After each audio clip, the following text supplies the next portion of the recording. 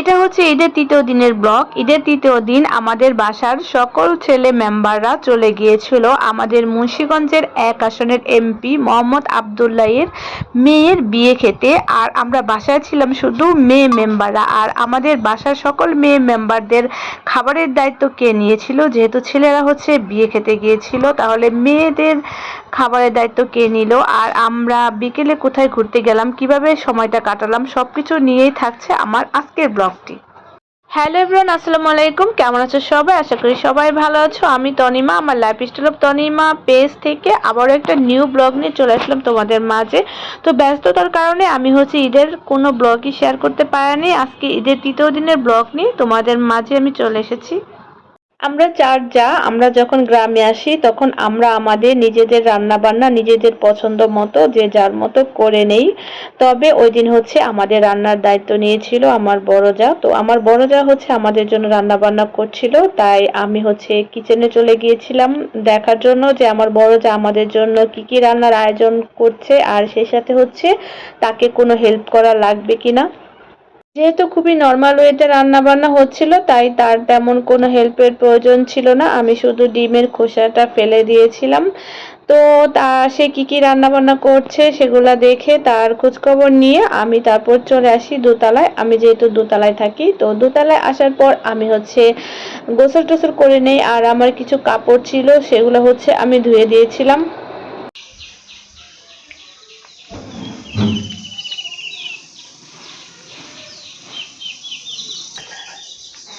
A few moments later.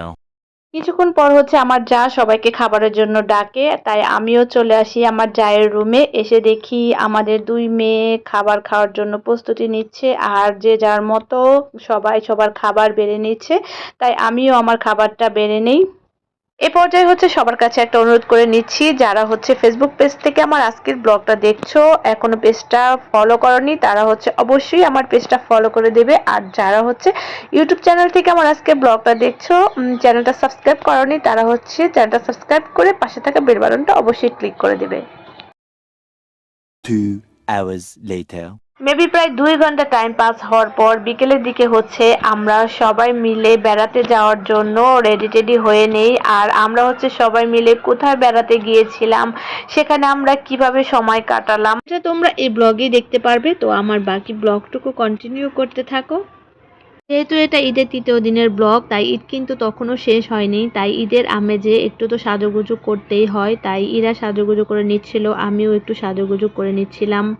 আমরা যেহেতু অটোতে করে যাব, তাই যে যার মতো সাজগোজ করে রেডি হয়ে হচ্ছে অটোতে উঠে নিচ্ছিল। আর আমরাও হচ্ছে অটোতে উঠতেছিলাম। তারপরে হচ্ছে আমাদের গাড়িটা ছেড়ে দেয়।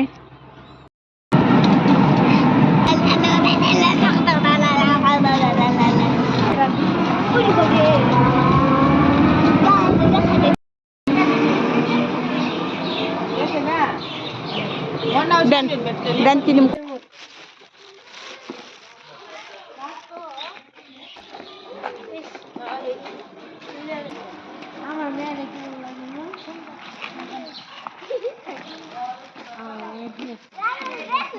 তোমরা হচ্ছে দেখতে পেলে আমাদের কাঙ্ক্ষিত স্থানে আমরা হচ্ছে চলে আসলাম।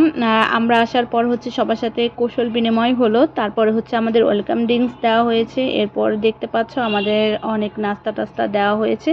তো সবাই মিলে হচ্ছে নাস্তা পানি খাওয়া হচ্ছিল। আর আমরা হচ্ছে কোথায় গিয়েছিলাম সেটা হচ্ছে এখনও তোমাদের সাথে শেয়ার করা হয়নি। আমরা গিয়েছিলাম মূলত আমাদের বড় জায়ের বাবার বাড়িতে।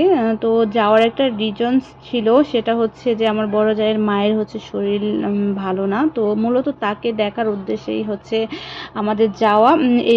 এই সুযোগে হচ্ছে সবার সাথেই দেখা সাক্ষাৎ হয়ে যাবে। 2 hours later. সবার সাথে দেখা সাক্ষাৎ কথাবার্তা বলে প্রায় ২ ঘন্টা টাইম স্পেন্ড করার পর তারপরে হচ্ছে আমরা সবার কাছ থেকে বিদায় নিয়ে আমাদের বাসায় যাওয়ার উদ্দেশ্যে বের হয়ে পড়ি। তো ওই যে দেখতে পাচ্ছ আমরা কিন্তু বাসায় যাচ্ছিলাম। তো যখন বাসায় যাচ্ছিলাম তো তখনকার ফুটেজ হচ্ছে এটা। তো যাই হোক, আজকের মতো তোমাদের কাছ থেকে এখানেই বিদায় নিচ্ছি। সবাই ভালো থেকো, আল্লাহ হাফেজ।